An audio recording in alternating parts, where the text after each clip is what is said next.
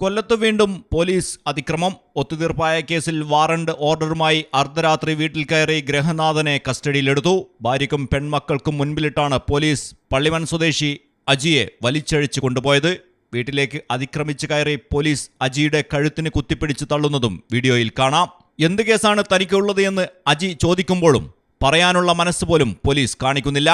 ഇടിച്ചുകൂട്ടും നിന്നെ എന്ന് പറഞ്ഞ് കഴുത്തിന് കുത്തിപ്പിടിച്ച് വലിച്ചിഴച്ചാണ് ഇയാളെ കൊണ്ടുപോയത്.